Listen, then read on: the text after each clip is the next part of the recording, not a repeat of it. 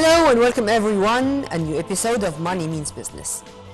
Egypt was celebrating last week the 7th anniversary of the new Suez Canal project. The project which proved, among other projects or among other things of course, that whenever there are challenges in front of Egyptians, we can conquer the impossible. And in fact, whether the old Suez Canal or the new Suez Canal, both were such big challenges in front of us. And we proved that we can be victorious whether in the 19th century or in the 21st century. To shed more light on this important project, its revenues, its fruitful results, and in the first place why we were insisting on doing this and in 1 year, all this and more with my dear guest live here in the studio. We are going to have a very special episode with a very special guest, but right after this detailed report.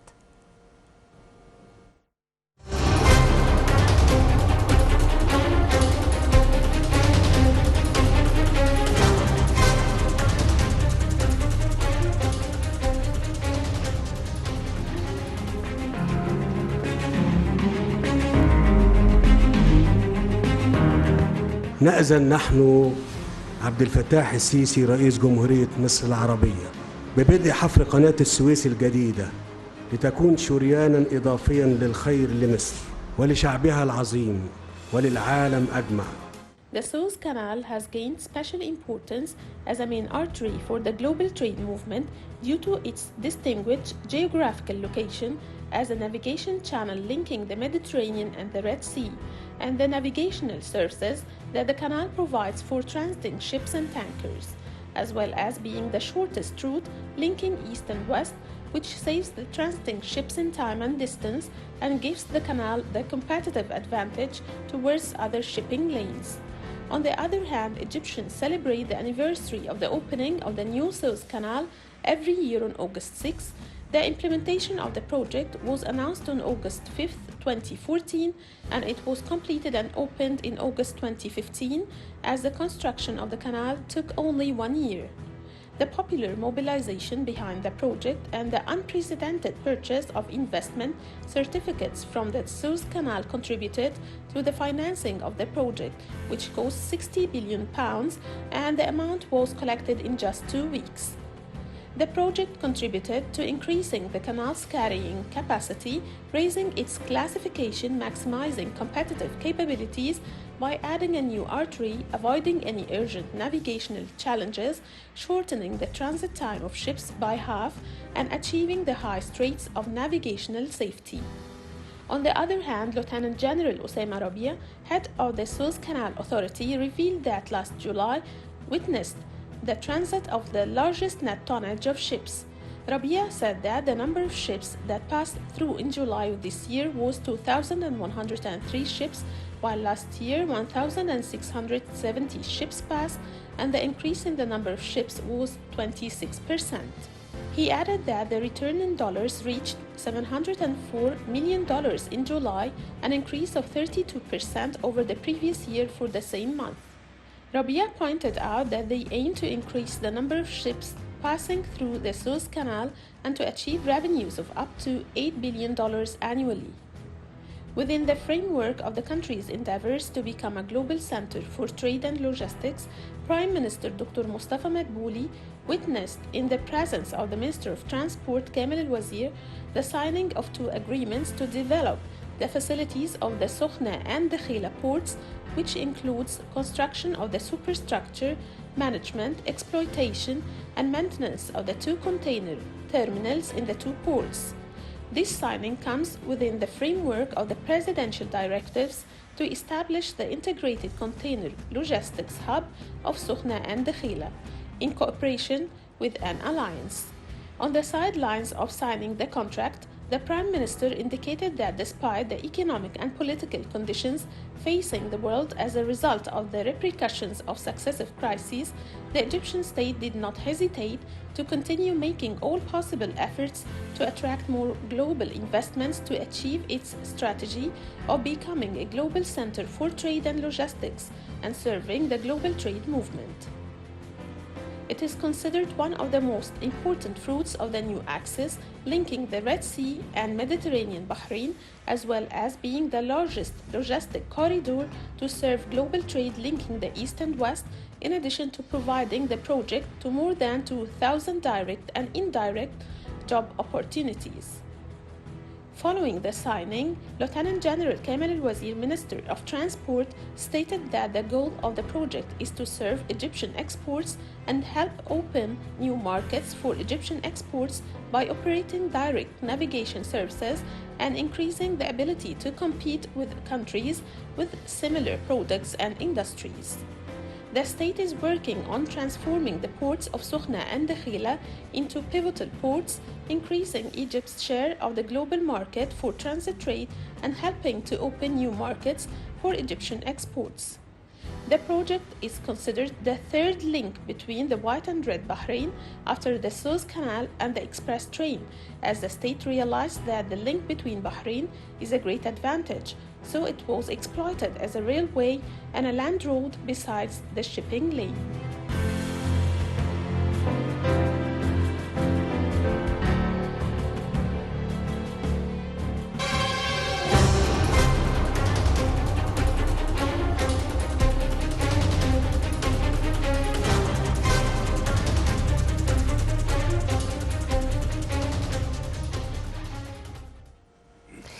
Welcome back. Let me first welcome my dear guest live here in the studio, Engineer Sherine and Naggar, a member of the International Chamber of Shipping, and of course he is a maritime industry expert. Thank you very much for being with us, sir. Thank you very much for having me. And let's start immediately with the very, let's say, logical question regarding the new Suez Canal as we are celebrating its 7th anniversary. Why in the first place it was a must to dig this new artery? It was a must, and to make a very brief answer, in order for us to achieve what we have achieved today. The Suez Canal in its old format was capable of handling between 35 ships per day, transits. Now, it could not cope with the foreseen progress and foreseen growth of international trade between East and West. And it was a must that this canal is expanded or extended, and this new bypass, or not really a new bypass, but the new parallel channel would be dug. Yeah. First of all, to comment on the actual speed of digging the Suez Canal, I would like to re-say what the chairman of Lloyd's Register at the time said when he was visiting the Suez Canal 1 week before the inauguration. It was actually on the 29th of July 2015. He said that what I have seen today is an engineering miracle by all standards, and chapeau to Vice Admiral Mamish at the time and everybody in the Suez Canal Authority. Yeah. The Suez Canal has been dug in record 1 year. A lot of people have been critical about why do we need it or don't we need it? No, yes, we need it. Why? Because ships have grown since, and the sizes of ships have grown. For example, nowadays you have container ships capable of carrying 25,000 TEUs or 20-foot equivalent unit boxes. Which is a giant thing. I mean, like the Ever Given, for example. The Ever Given is not even the biggest in size. And without digging the Suez Canal, the parallel canal, we could not have possibly been able to cope with the traffic between East and West in the way and form that it is on at the moment. Yeah. And yes. Sorry, go ahead. Sorry for the Sorry, please go ahead. No. Just when I was listening to the report when President Abdel Fattah al-Sisi gave the permission to start with digging, he said that this is going to be a new artery for goodness, for prosperity, not only for Egypt, but for the whole world. I mean, it was a must for Egypt only or for also the whole world, because occupying 12% of the trade industry and to be this important as a navigation road, international one, this is another story. Would you please, if you want to elaborate on the importance of the new Suez Canal globally? Okay. when the Suez Canal development project has been opened, the president said, "This is Egypt's gift to the world." And he was absolutely right in saying so. Because if you look at the Suez Canal traffic primarily, the bulk of the traffic at that time was containerization, containerized cargo. Container lines operate on windows. Windows means that you have to go, for example, in port X, you have 11 hours, you have 12 hours to operate and handle your cargo, discharge whatever you should discharge, and load whatever you load, and off you go. That is called the window. Now, if you miss that window, you are subject to very heavy delays because there are other ships going to take your place. Now, by reducing the transit time through the Suez Canal by 11 hours, you have allowed all container lines to gain 11 hours per voyage, either northbound or southbound. So it means that every container ship will have the possibility of acquiring an extra window. So it's extra revenue, and it is extra cargo, it is extra port calls. So the ship has made money, the shippers have had better opportunities to land more cargoes, and the ports have allowed an extra window for an extra ship, which means extra revenue. So everybody has benefited, also the Suez Canal, but the benefit of the Suez Canal is not comparable to the benefits the Suez Canal has extended to the industry. Great. This means saving money, saving time, and of course saving fuel regarding the energy crisis, which is globally having its very negative repercussions on the whole world. But also, let's go to something which I myself am proud of. When President Abdel Fattah al-Sisi said that this is going to be digged in 1 year, and it happened, this means also that he had this confidence and trust that we do have the human cadres, and we do have the pilots, we do have the human cadres who can operate the new canal with full capacity and in an excellent way. True? I fully support the president in that sense, because he was confident that he was going to have a new canal in 1 year. And it has been a modus operandi in earlier years that everything is scheduled for 3 years and it takes 6, but this time he said, no, it is 1 year, and 1 year it was. Actually, it was done in 11 months, not 1 year, even less than a year.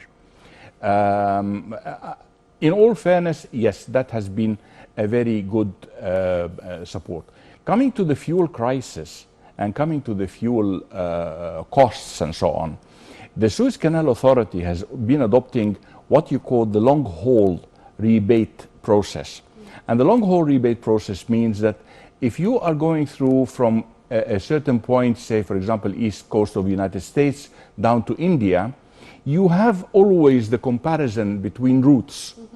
This comparison will show you, okay, how much am I going to spend on this voyage out around the Cape, and how much am I going to spend through the Suez Canal, including Suez Canal tolls.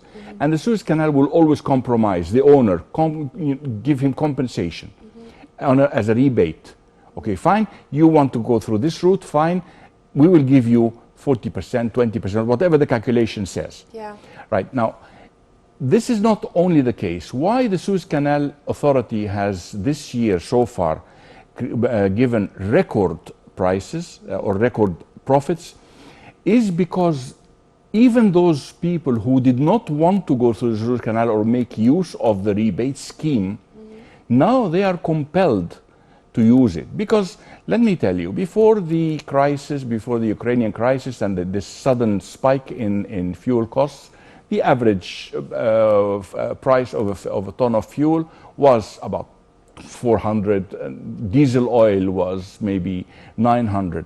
Today we are talking about 900 instead of 400, 900 to more than 1,000 in some ports, and you're talking about $1,400 for diesel oil, which, I mean, if you just compare the prices, the biggest cost to any ship owner is the fuel.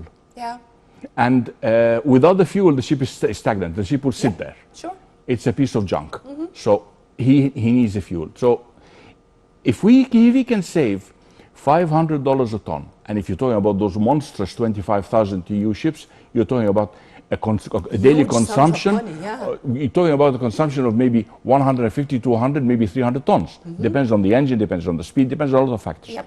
So what I'm saying here is that the fuel crisis has triggered many owners who were not considering going through the Suez Canal despite the rebate to come through the Suez Canal now, willingly or unwillingly, because it is a cheaper option. Yep. The second option is that the Suez Canal rebate scheme still holds, despite of their advantage, still holds and is still attracting more traffic. Now, when you come to the efficiency of the Suez Canal, so what is the big surprise? If you go back to history, you will find 1956, for example. The British and the French pilots walked away. Yep. The Suez Canal, after nationalization, yes. Yep. The Suez Canal traffic did not stop. At all. And then after that, when the crisis in 2011, where the whole country was in shambles, riots, people causing fire, terrorism, everything. I mean, the whole thing was up on fire. Can you tell me what the delay in the Suez Canal was? Zero. How many ships? Absolute zero. Yes. Nothing. And a lot of people have even had the audacity to make Photoshop films about ships sinking in the Suez Canal, and put them everywhere. By the end of the day, it was proved, because this were very much fake pictures and fake videos. But let's return and also to be proud of what's going on even as we speak regarding the challenges which are facing us and facing the Suez Canal. And as you've kindly mentioned, how it went that smooth in very difficult circumstances. President Abdel Fattah al-Sisi renewed his appointment of Vice Admiral Osama Rabia to be the head of the Suez Canal Authority, and he also appointed Mr. Walid Gamaluddin as the chairperson of the General Authority for the Suez Canal Economic Zone. Right. Well, we are speaking about those two who are shouldering such a heavy responsibility, but in fact they proved to be up to it. If you want to elaborate on that. Okay, let me first congratulate Vice Admiral Osama Rabia for a confidence that is definitely well earned and well deserved, for sure. Sure. Admiral Osama Rabia has been a very sensible and very cooperative person with every authority that has been approaching him. To give you an example, during the COVID crisis, it was virtually prohibited anywhere in the world to exchange crew.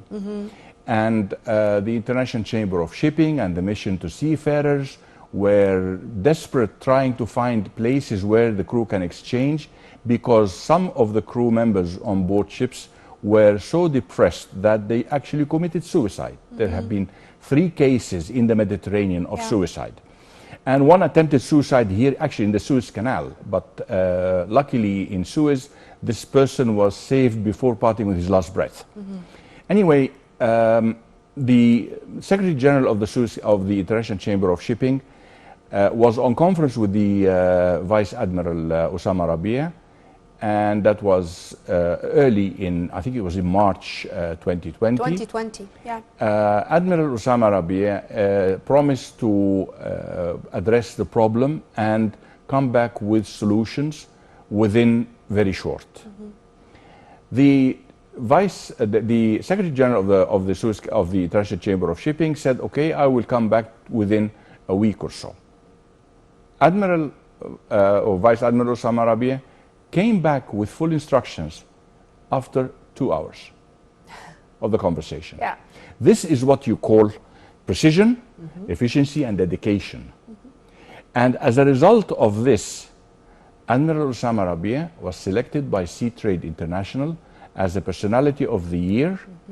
A personality, and this title or this award is given to a person who has been dedicated serving the international maritime industry and serving his country. And both he did with great efficiency. He deserves. Definitely. Most Simply, definitely. he Congratulations, Admiral Osama Rabia, for sure. Yeah. Sir, as we are speaking about the challenges, we cannot skip speaking about Evergreen and Ever what? Ever Given. Ever Given, yeah. Yes. Evergreen is Evergreen is the owner, company, yeah. and Evergreen this boat. And when the whole world was looking at the Egyptians as with sympathy, as we are not going to be able to float this Ever Given, and the Suez Canal is going to be blocked for maybe months, and fortunately we proved the opposite. How have you seen the whole story from scratch, and were you confident that we are going to be able to face this kind of a challenge? Because I think this was the very first time for us to face such a thing and to block the whole canal. Well, I'll tell you something. As an Egyptian, I'm even conceited about it. I am big-headed about what happened to the Ever Given in the Suez Canal. And I say that with all pride and with all, well, I don't want to say arrogance, but I definitely... Confidence, trust. With a lot of confidence. With a lot of confidence, yes. And I'll tell you why. The Ever Given ran aground bow and stern, which means from the front and the back. And it was a very delicate grounding. Why it ran aground is a different story. We're not going to go into that, but that could still, weather conditions were bad. The ship had some defect in the steering control system, and maybe some errors. Whatever happened is a complex of reasons that put the ship in that position. Yeah. Now that ship ran aground on rocky bank, and that rocky bank is very hard basalt and sandstone. That's bow on, which is the front side. And the stern on, she ran on the other side. The ship has a length overall of something like 399 meters, 400 meters, something in that range. Whereas the dimension, the width of the Suez Canal in that particular area is 280 meters, 250, 280 meters. So the ship was basically jammed or jamming the canal as a dam. Now, running on both sides and with 250,000 tons in the middle, it is extremely delicate for anybody, any captain or any salvage master, or even any salvage company group to go in and say, okay, fine, I'm going to pull that ship once and I'm going to bring in hard, strong tugboats to pull her out and she's going to come out. No, she would have either capsized or she could have snapped. Why? Because you have two sides that are supported and the middle is not supported. And you're not talking about feather weights here. You're talking about 250,000 tons. Turn into another Titanic as broken in the middle with the ice mountain. Precisely. Or the iceberg. Yes. Precisely. But that would have been a terrible scenario. Yeah. The other alternative was simply to deballast the water. I mean, to take all the water that is keeping the ship in stability and let her raise so she would be above the level of the ground where she's sitting, and then she would be able to. I like that you're referring to the ship as she. Yeah, well, that's how we do. Yes, say I know. And then if they do that, then they would have risked the minute the ship is afloat, her weights, her center of gravity would have altered, imbalance. And she would simply roll. She would capsize. Yeah. And instead of having an incident, you have a catastrophe on your hands. And I think if that had happened, may God forbid, and thank God it didn't happen, that the ship would have been still there now. They'd still be picking the pieces now. So what I'm trying to say is that the way this was handled, very professionally, and actually I again greet Vice Admiral Osama Rabia because he was living on a tug for those 6 days, monitoring every minute of the because he was in charge. But you know, I do remember well the very confident smile by His Excellency, of course, Vice Admiral Moheb Mamish, the former head of the Suez Canal Authority, when he spoke as an expert, and he said it in hours. This problem is going to be solved, and by Egyptian hands, not by any other experts coming from anywhere in the world. From day one, Vice Admiral Mohab Mamish came on television. He was interviewed and he said, I would estimate between 6 and 7 days to refloat this ship, not longer. And it happened. It happened in the very same timing. Exactly. Yeah. Because he's run the Suez Canal for 10 years and he knows what he's talking about. I know the human cadre there. He knows our engineers, our workers, our pilots, our everything. Everybody worked very hard. Everybody worked extremely hard to get that ship refloated. First of all, the ship was refloated intact, completely, not a scratch. Okay, fine. The hull has, as a result of the grounding, sustained a lot of stress damages, but this is not on account of the grounding, or on the account. Sorry, not account of the grounding, but on the account of the refloating. Experts in Belgium, in Holland, they said that ship is going to be sitting there for weeks, if not months. If not months, yes, I do remember. And I actually urged the Suez Canal Authority, please go and tell them it's been only 6 days, not even a week. So don't tell us weeks and months. We are the Suez Canal Authority. This incident has given the confirmation stamp to the entire world of the importance and how vital the Suez Canal is to the international world of community. Yes.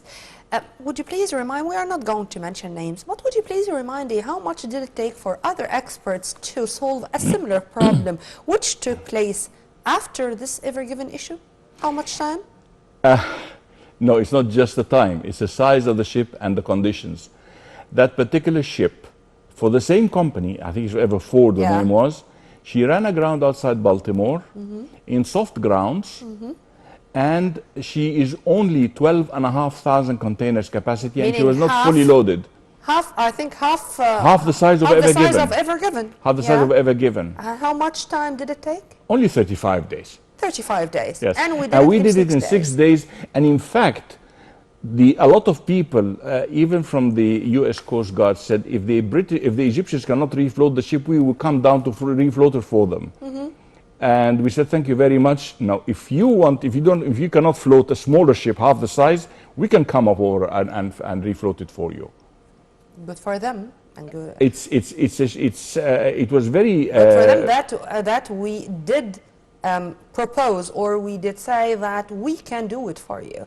But anyways, sir, let's return back to us and to our Suez Canal, not only as a mega project or a national project, or as we said before, a gift to the whole world, not only for Egyptians, but also as a logistic zone with the industrial zones, with the maritime industry, with many other things which can be part and parcel of this project.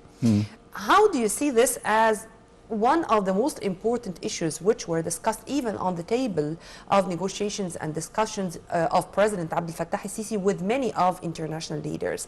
Because you would find the Russian industrial zone, you would find meeting with CEO of the biggest company in Germany of boats, the Larsen, as we were discussing this issue before even being on air. How do you see the other sides of the coin? Well, let me refer to His Excellency the President's visit to London in February 2020, just before the pandemic, when he was handing over the presidency of the African Union to, I think it was South Africa. During his speech, he mentioned that he would like to see Egypt a major maritime and commercial hub. Now, maritime and commercial, they run hand in glove. Sure. So it's just a glove. I mean, it's just a combination. Then, he said he would very much like to see Egypt, and he would be prepared to support to get this to achieve this target. A comment was made after he departed from the UK, saying that the Egyptian president, even if not just him, but all 100 million Egyptians, dream of having progress in Egypt and development in Egypt. The ceiling of the 100 million Egyptians, including the president, no matter how high that ceiling goes, the potential of the country is much higher, which means that our ambitions are way below our capacity. And that is a good sign, of course. And to confirm that, a lot of discussions have been going on since, and they started they started on a 4-phase initiative. First initiative was to visit the Suez Canal Authority by the chairman and the Secretary General of the International Chamber of Shipping, and sign a memorandum of understanding to extend the cooperation even further between the two authorities. And that was done on the 9th of May very successfully. And the phase 2, I would very much be pleased to announce that it's starting on the 1st of October. The chairman of the Baltic Exchange will be visiting Egypt to follow up on the MOU, number 1, and to prepare also and more about various topics like rebuilding the Egyptian commercial fleet, and also to see and assess and assist with the COP27 participation of the maritime industry. On the 15th of November, there is a large delegation, extended delegation of the International Chamber of Shipping, will be taking part in this, in the COP27, to give their recommendations, to support in whichever way they can further. Not only that, the fourth step will be to develop a date where there will be a conference and a series of workshops, and this will have the title of Egypt, the world's largest maritime and commercial hub. Great, but let's implement what you're saying, sir, on the ground. To implement this on the ground, it's not easy. I know. And financing it is not easy. Do you think that this is going to include private sector partnership with the public sector? Shipping has always been private. Yeah, okay, but to have this on the ground, I mean, and to, of course, we are maintaining our sovereignty. Definitely. And there are public assets. Definitely. And maritime industry, for us, let's confess it, it's, let's say, not a brand new industry, but an industry which we are not that expert in it, and we are trying to exchange experience with China, for example, with Germany, for example, those countries who enjoyed such a deeply rooted history in this industry. True? We are the descendants of the pharaohs. Great. The first who ever sailed across an ocean. To Bont, to Somalia right now by Hatshepsut. No. And they even before that. They sailed everywhere. They sailed everywhere. And we have, it is very unfortunate, if I have to say this, that shipping or maritime transport has been neglected for quite a number of decades in the old days. And in fact, when I was referring to the maritime transport industry in those days, I was referring to it as the orphan. Not that it was, unfortunately, okay, it was that bad. Better late than never. And as I mentioned Most before, certainly. President Abdel Fattah al-Sisi was keen to see Larsen CEO when he was in Germany, even and before he met with His Excellency Councillor Olaf Scholz, and to make sure that this Larsen company is going to find all hospitality from the Egyptian side to come here and to ensure that instilling this industry is going to be very much welcomed. Well, you see, President Abdel Fattah al-Sisi has been very wise to meet Mr. Larsen at that particular date. He could not have met him earlier because he was not prepared. The reason for meeting Mr. Larsen with President el-Sisi was to develop industries, in maritime industries and shipbuilding in Egypt. We have in Egypt, we have at the moment, we have maybe 10 shipyards. Those shipyards have been so badly neglected that Alexandria Shipyard, for example, Alexandria Shipbuilding and Ship Repair Yard, and there is a Navy shipyard. These three are sitting in Alexandria. Now, these three have become under the one management, and it is a military management. And what they have been doing is that they have been developing them and upgrading them. The shipyard is spick and span. Alexandria shipyard is spick and span.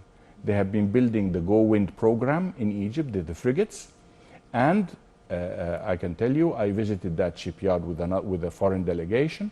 I myself have been working as an engineer in shipyards in Norway.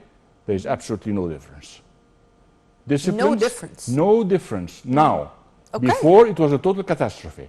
But now the case is totally different, and now we can be that proud of such an achievement. If President El-Sisi has met Mr. Larsen before that shipyard or those 3 shipyards have been renovated, his trip would have been a complete failure. But he was wise enough, first of all, to see, okay, fine, I'm going to offer something. I want to be sure that I'm offering something that is worthwhile. When he had it in his hand, then he went to see the gentleman. If you please, sir, I'd like to focus on something related to what you're saying, because when I do speak about Egyptians and about the human cadres, this cannot be separated from education. Definitely not. And when it comes to maritime industry, I think it's time to have a special school, special academy, special engineering faculties dedicated for this, or what we do have already is enough? Well, the Arab Maritime Transport Academy has been established for that particular reason, for that specific purpose. And for many years, it has given the industry a lot of good category people, but in the previous couple of decades, I would say, the focus has shifted a lot, and it became the Academy of Science and Technology and Maritime Transport. They have a very strong logistics department there, that is for sure. But the actual physical training of the seafarers is not what it used to be. Meaning that there is no disciplines. And disciplines are extremely important in shipping, because you have in all ports of the world now, you have what you call port stay control. Port stay control can be a merit for a disciplined ship owner, and it can be a nightmare for an undisciplined ship owner. And it is very unfortunate that Egyptian seafarers, not all of them, the majority are good people, but the minority which have been fiddling certificates on the internet and presenting them to shipping companies and CVs and so on, and in the end they were manning all the Arabian Gulf fleets. Nowadays, all the Arabian Gulf fleets have abandoned Egyptian seafarers because of practices like this. That needs to be properly controlled and properly addressed. That's number one. Number two, today on the Tradewinds circular magazine, there was an article talking about severe shortage of seafarers on cruise ships, to the extent that one of the shipping lines, cruise shipping lines, have cancelled several trips because they don't have enough people on board. What cruise are we talking about here? We're talking about the hospitality cruise. You know, on cruise ships, it's like a hotel. They have a lot of crew members, and they cannot find them. I promise that the case is going to be totally different, because whenever we put something in mind, we can apply it successfully on the ground. Well, Engineer Sherine Naggar, a member of the International Chamber of Shipping, and of course you are an expert in maritime industry. Thank you very much for your input, sir, and have a very good night. You're always an added value to our programs. Thank you very much for having me here. Well, we are going to leave you with our dear colleague Manal Ibiari with the most important economic news which took place in the past 7 days. Thank you very much for being with us. This was Nurmeen Abdurrahman. Many thanks for watching.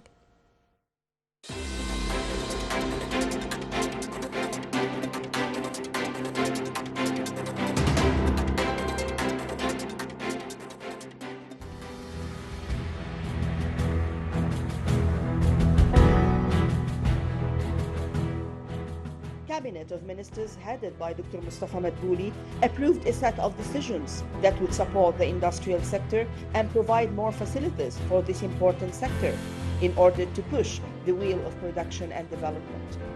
These decisions included the approval of the repricing of industrial lands at the level of the Republic as a previous step for announcing the offering of these lands to investors. Through this, the state aims to raise economic growth rates in Upper Egypt, provide direct and indirect job opportunities for youth and children of Upper Egypt governorates, and improve the level of economic, social, and environmental life for its residents. The Suez Canal Authority concluded his 4-day foreign tour in the Netherlands and Denmark, during which he discussed joint cooperation with the Global Maersk Group, which ended with the signing of a bilateral agreement in areas of common interest. Chairman of the Board of Directors of AP Moller Maersk Group reviewed the group's plan to develop the Suez Canal Container Terminal in East Port Said as the authority's partner in the terminal to transform it into a global hub for container handling in the eastern and southern Mediterranean region. The group intends to inject investments estimated at $500 million through the operation of a new container berth with a length of 1,000 meters, adjacent to the existing berth of 500 meters in length, with an increase in the number of cranes to 30 cranes, all powered by electricity, with the aim of transforming the plant into a green terminal by the end of 2030. A Chinese company for plastic and wood products plans to launch a factory in the Teda Suez area in Ain al-Sukhna with an investment of $4 million. One of the sources said that the factory is built on an area of 20,000 square meters and is dedicated to the production and manufacture of plastic and wood products and PVC, flooring sheets and profiles. The sources added that the factory will allocate 50% of the production capacity for export to Iraq, Libya, some African countries, and the Gulf states. The financial indicators of Misr Aluminium, a subsidiary of the holding company for metallurgical industries, one of the public business sector companies, during the last fiscal year 2021-2022 showed an increase in the company's profits by 8,481% on an annual basis. The company explained that it recorded a net profit of £2.4 billion during the period from July 2021 to June 2022, compared to profits of £28.27 million in the comparable fiscal year. The company's revenues rose during the last fiscal year to £14.48 billion compared to revenues of £11.36 billion in the previous fiscal year. Minister of Transport Lieutenant General Engineer Kamil Al-Wazir toured the new administrative capital station with the Express Electric Train project, accompanied by Michael Peter, CEO of Siemens Mobility, and the head and leaders of National Authority for Tunnels and Public Roads and Bridges. This comes within the framework of preparations and for the delivery of the first 40 km by Siemens of the first line of the electric train Ain al-Sukhna Al-Alamin Matruh Al-Fayoum within the scope of the new administrative capital station. Minister of Transport stressed that this tour embodies the extent of care and great interest on both sides to complete this giant project in accordance with the set time plan and in accordance with the controls and standards that have been agreed upon. Ministry of Transport and the Egyptian NRIC company signed a cooperation protocol with the Spanish company to study the establishment of a factory to manufacture railway passenger cars locally. The protocol includes the manufacture of 500 different passenger railway cars using the global technology Talgo as a first stage out of a total of 1,000 railway cars planned to be manufactured locally.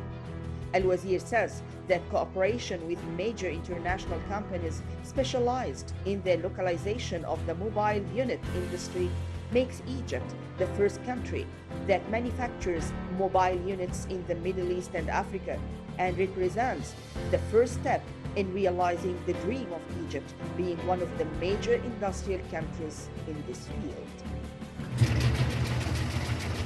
The first shipment of modern spinning and weaving machines arrived at Alexandria port as part of the project to develop companies affiliated with the holding company for cotton, spinning, weaving, and clothing, one of the companies of the Ministry of Public Business Sector.